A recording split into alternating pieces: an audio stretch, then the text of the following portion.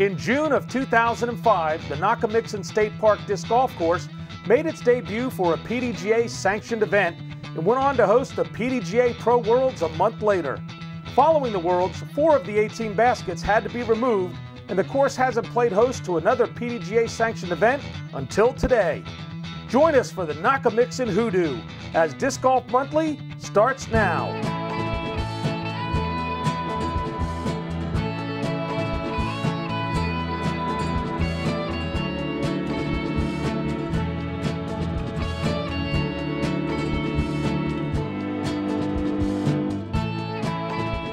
Welcome to another edition of Disc Golf Monthly. We're here in Quakertown, Pennsylvania at the Nockamixon State Park Disc Golf Course for the 2010 Nockamixon Hoodoo Disc Golf Tournament.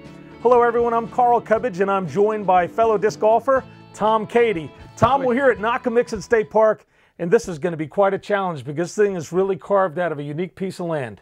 This is a beautiful park. It's a 5,000-acre park up near Quakertown, Pennsylvania. The center of the park is a 1,500-acre lake with sailboats and a marina. It's just a beautiful course.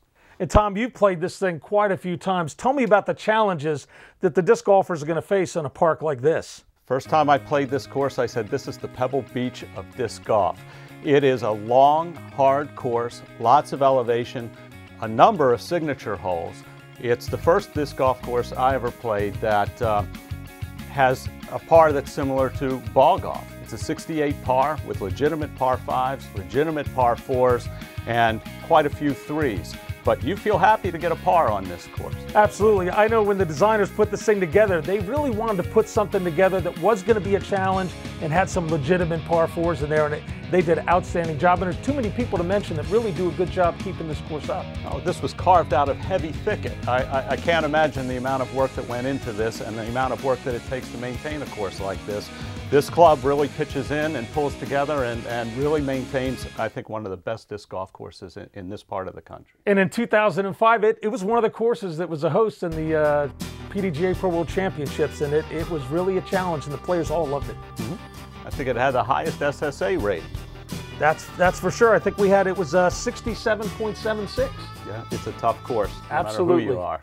All right, Tom, well, tell me a little bit about this park. It took a while to put this thing together. In the early 70s, they started this thing out. Well, I think it was built in '73. It was about a 10-year project. It's a complete man-made lake, and then the park formed around it. And it's really one of the best, nicest state park systems, or state parks in the Pennsylvania State Park system. I know I played it early on, and I played 3 rounds in a day. Wasn't prepared with winter boots, and by the time that 3rd round came around, I was laying down on the hole between shots in the last couple of holes. It's a challenge. You've got to stand and deliver. You can't take a run-up on every shot there. I don't know many people that can play 3 rounds of this course. That's pretty amazing. One will usually tear somebody up. So anyway, let's go see some of these guys play this Absolutely. course. We're going to see the final 18 here of the top pros. But before we do that, Tom, let's get and check out the previous round highlights and see some great shots. All right, Tom, we've got Ethan Daniels' drive on hole number 6. This basket is tucked on the side of the hill, so you want to land in the right spot so you're not putting downhill at this thing. Which he will be a little bit. Nice shot of the marina. Now driving on hole 9, we've got Eric Robbins. Jersey boy there, my man Eric. Look at that drive. Twisting nicely to the left with a little skip action. Nice shot. Okay, we've got Ethan Daniels' second drive on hole 9. Got it nice and low. Watch him going parallel to the terrain. That's a nice shot. A little over to the right. Matthew Egan's putting on hole number 1. Boy, a jump putt high, curling back to the left. He banged it. What a shot. All right, we've got Stephen Bro's drive on hole 9. Spreading it through the trees. Oh, he catches a little wood. He makes it out pretty much. Paul Wharton is an approach shot on number 2. A nice flick there right down the middle, twisting back. A little skip action right near the basket. On to Stu Straw, putting on hole 2. This is like it's coming in nicely. Oh! Right in the chains. Nate Cron, his second drive on hole number 9. And Nate lets that one rip, going right down the fairway, drifting from right to left, should put him in nice position. All right, we've got Stephen Bro, drive on hole 10. Hole 10's a tough hole. First shot is a placement shot, and very important. Looks like Steve just went a little bit deep. He'll have a tough time coming out of there. Tim Ray's approach shot on hole number 10. A nice flick there, going high, curling back from right to left. Well placed. Nicely done. All right, Brian Frederick's putt on hole 17. Good buddy of mine, Brian. Oh, and he sinks it. Nice shot, putt. Brian. Jimmy Pedrick, approach shot on number 11. Nice, steady, smooth shot there, high and down the middle. Good shot. On to Matt LaCourte. Drive on hole 2, our buddy from Disc Golf Monthly. Bit of an Anheuser shot down the number 2 fairway. Nice shot. Ray Rogers, approach shot on number 17. Our man puts it up there. Look at that thing curling around. Nice throw. Oh, that's well placed. Okay, Nate Cron's putt on hole 18. Nice putt, Nate. Nothing but chains. Justin Medore's putt on 11. Jump putt. Look at that one go. Ethan Daniels' putt on hole 17. And it's in the chains. Poured that one in there. Jay Gobrecht, his approach shot on hole number 2. Jay with that usual forehand, putting it right there. Nice shot, and that's it for the previous round highlights. Well, Tom, we saw quite a display of skills there in the previous round highlights. Some great putting, and just love to see the disc fly there through the trees.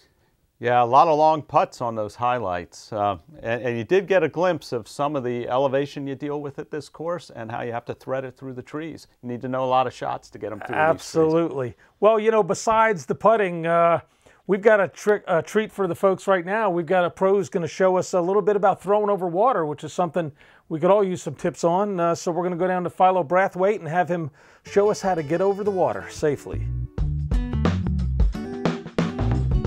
How's it going? I'm Philo Brathwaite from Oak Grove, Pasadena, world's first golf course, permanent anyway.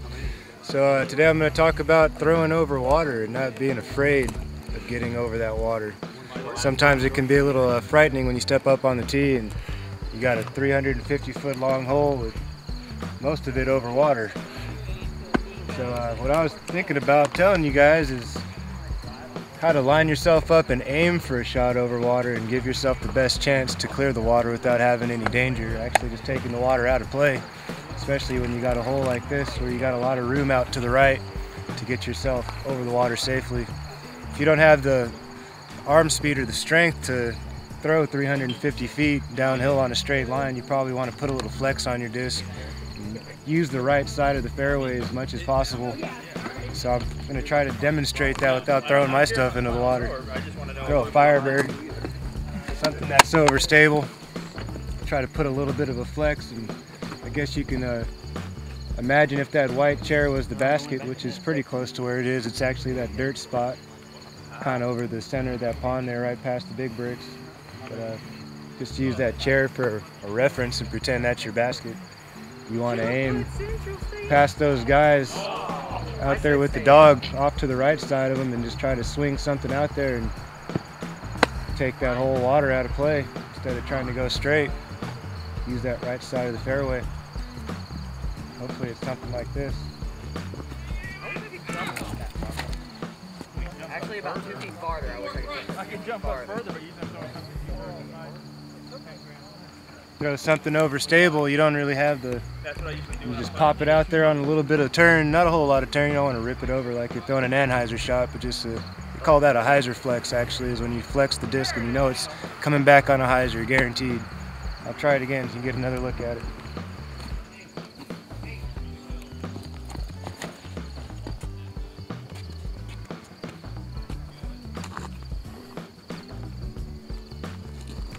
Right chair. You're online. Aim right.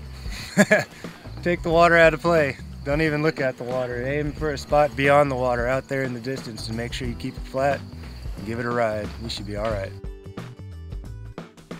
Well, Tom, I'll tell you what, Philo's okay in my book because he throws a Firebird, and that's one of my favorite discs, but some great tips to get over the water.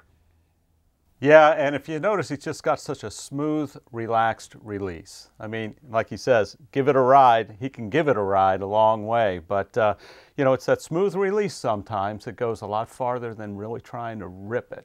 Absolutely. So we hope you all can put that tip in your bag and use it when you're out on the course. Well, Tom, we're about to head out for the final 18 holes of the Nockamixon Hoodoo Disc Golf Tournament. Who are we going to be following in this final 18 holes? Well, we've got a good group of players here. We've got Devin Frederick, who's out of Hellertown, PA. Placed 8th in the Eric Yetter Championship Cup, 1st in the ABC Disc Golf Charity Open, and 5th in the Cadorus Autumn Open. Justin Medore out of Quakertown, PA, placed 15th in the Eric Yetter Championship Cup. He placed 2nd in the Rochester Flying Disc Open and 6th in the ABC Disc Golf Charity Open. Then we have Jamie King out of Allentown, PA. He placed 6th in the Great Pocono Open, 2nd in the Crawdad Cooker 3, 2nd in the ABC Disc Golf Charity Open. And finally, Nate Cron out of Windward, PA. He placed 9th in the Eric Yetter Championship Cup, 2nd at Patapsco Picnic, and he placed 5th in the ABC Disc Golf Charity Open. Well, Tom, these are 4 exciting players we're going to follow. Nate Cron is no stranger to Disc Golf Monthly. He's been featured prominently in many episodes. Devin is a local favorite. These are all great players. What are the kind of shots they're going to face or they're going to have to execute here at Nockamixon? Because this is a great course. Well, one thing is they're not going to have the footing that you're used to having at a lot of disc golf courses. A lot of shots will have no run-up whatsoever. You'll wedge your foot in between 2 boulders and throw from there. You'll see a lot of shots threaded through trees and a lot of elevation shots where it's really tough to keep it in the fairway because you'll get a fade that will take you out.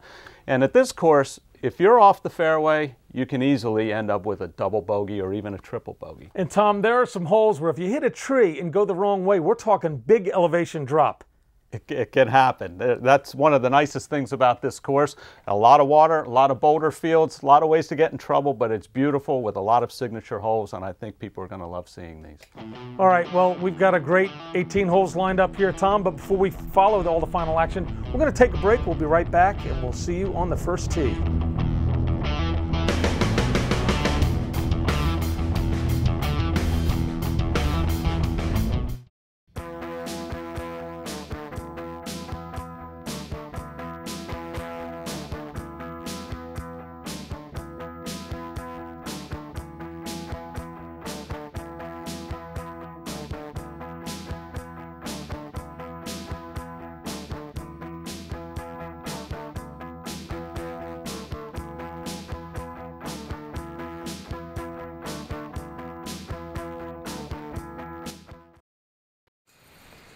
All right, Tom, here's the players getting ready here for the final round here of the 2010 Nockamixon Hoodoo, and we've got Devin Frederick with a 4-stroke lead going in here, Tom. Great, beautiful view of the lake here.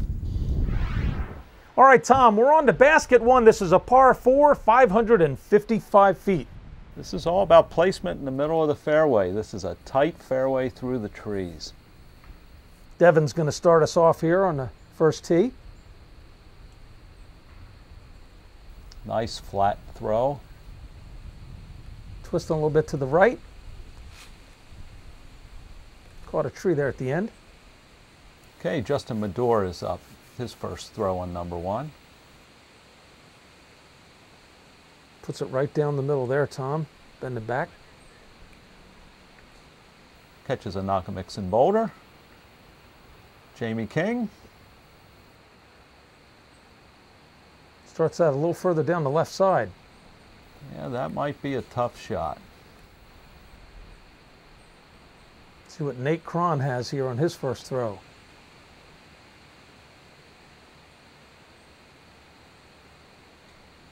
Looks like Nate pulled that a little bit to the right. Might have some difficulty getting out. Let's see what he can do with this second shot here. This can be a typical lie here, Tom, at Nockamixon. Yeah. You can see there was no run up there. That's just stand and deliver.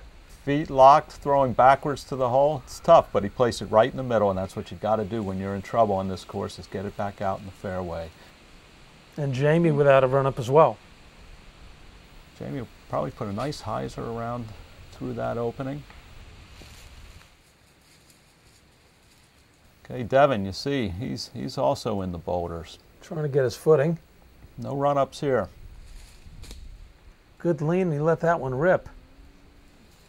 Nice shot there. That's a good shot. Okay, Justin's in a very similar situation.